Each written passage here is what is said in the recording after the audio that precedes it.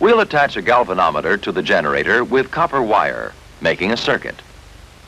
No current flows as yet, because the coil is not cutting across the field. Turning the armature moves the coil across the field, and a small amount of current flows. One way in which to generate a stronger voltage is to provide a stronger magnetic field.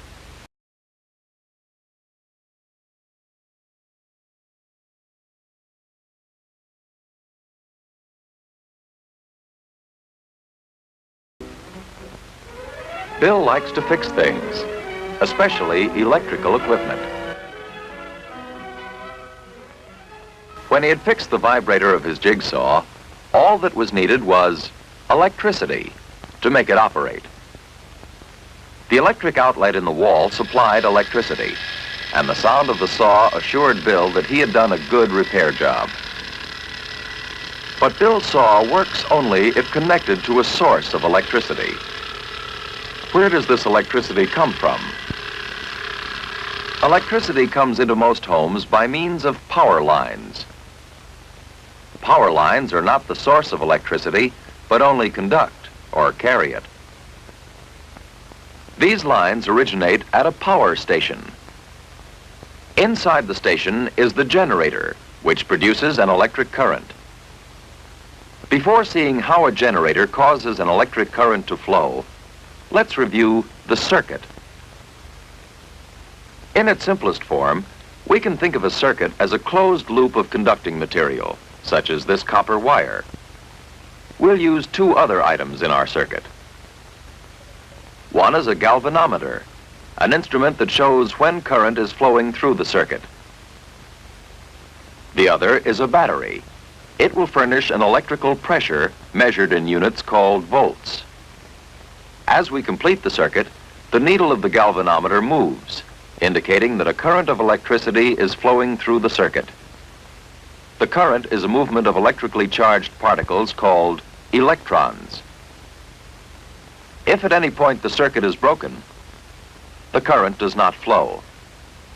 But when the circuit is closed, current again flows. So a current will flow only through a closed circuit. In this circuit, an electric current is flowing through one conductor in the cord to the saw and back along the other conductor of the cord to the power station. In this simplified diagram, we can see the entire circuit between Bill's home and the power station. And in the power station, as we saw, are the generators, which generate the electrical pressure or voltage which we need for a current. A generator produces electricity by means of magnetism. An unusual experiment with magnetism was described by Michael Faraday, the English scientist, in 1832. Faraday had attached a current detector to the ends of a coil of copper wire in a circuit. Faraday placed a bar magnet inside the coil. The indicator moved as Faraday moved the coil near the magnet.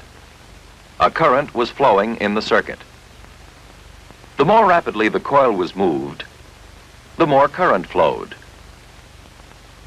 Faraday knew, as we do today, of the field of force of any magnet, the area surrounding a magnet within which certain objects were attracted to it.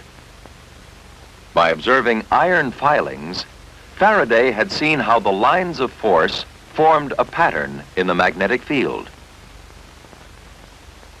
Faraday observed that when the conductor, the coil of wire, cut across the invisible lines of force of a magnetic field, a voltage was produced, a voltage which caused a current to flow through the wire circuit.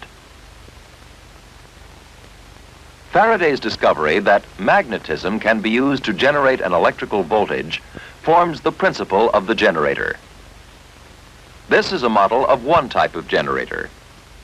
Two bar magnets provide a magnetic field. The coil of copper wire wound around a metal shaft is the armature.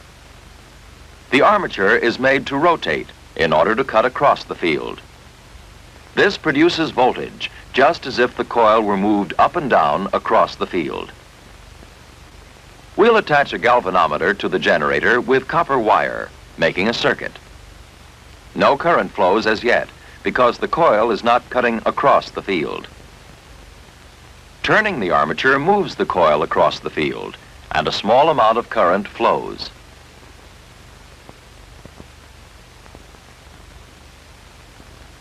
One way in which to generate a stronger voltage is to provide a stronger magnetic field. To do this, we'll replace the bar magnets with an electromagnet. Current from this battery, flowing through wire wound around an iron core, makes this an electromagnet. It will provide a stronger magnetic field for the generator.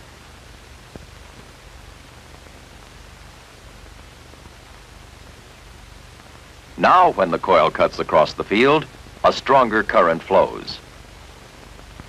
Also notice that as the armature spins, the indicator swings to left and right of 0, showing that the current flows first in one direction, then in the opposite direction. This change of direction results from the way the armature is connected to the circuit. Voltage generated in the armature produces a current. The current passes to a pair of round metal rings called slip rings. Current passes from the slip rings to a pair of thin metal strips called brushes. From the brushes, current passes through the wire and back to the armature in a closed circuit. Whether we use an electromagnet or bar magnets, we remember that the armature of the model generator is a coil of wire which is moved across the magnetic field between two magnetic poles. We can think of any armature as a single loop, which moves across the magnetic field between two magnetic poles. Each end of the loop is attached to a slip ring.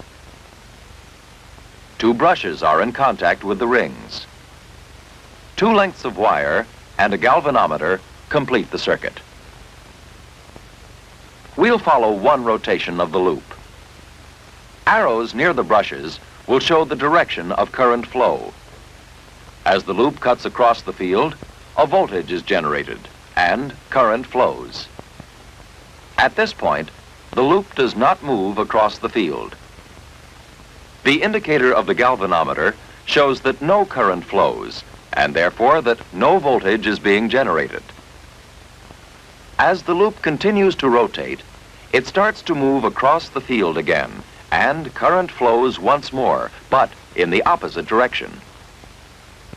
When the loop again moves out of the field, no voltage is generated, so no current flows. Follow the reversal of current once more as the loop moves across the field. We call this continuous reversal of current an alternating current, or simply AC. We've been generating an alternating current with the model generator. By replacing the bar magnets with an electromagnet to produce a more powerful magnetic field, we can generate an alternating current of enough voltage to light a small bulb. A different kind of current can be generated by changing the way in which the armature is connected to the circuit. To do this, we'll replace the two slip rings with a single split ring called a commutator. From the commutator, current passes to both brushes in such a way that current flows through the circuit in one direction only. This is called direct current, or DC. Whether we are generating AC or DC, we have to rotate the armature of the model generator by hand or mechanically. A gasoline engine supplies the mechanical power to turn the armature of this generator. Often the armatures of large generators are rotated by the energy of flowing water. This simple diagram shows how water is heated, producing steam. The steam turns the fan or rotor of a steam turbine. This in turn rotates the armature of a generator, producing electricity. If we could see inside a real turbine generator in operation, we'd see the huge rotor revolving as steam is forced through the turbine.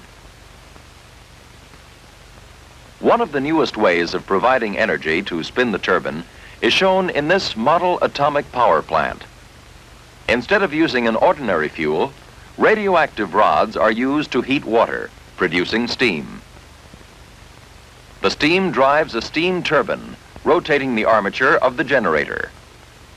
As modern as it is, this generator depends upon the simple principle that a conductor cutting across a magnetic field will produce an electric current. Thus, from a simple relationship between electricity and magnetism, have come the powerful generators of today, producing electric current on a vast scale to supply us with light, heat, and power.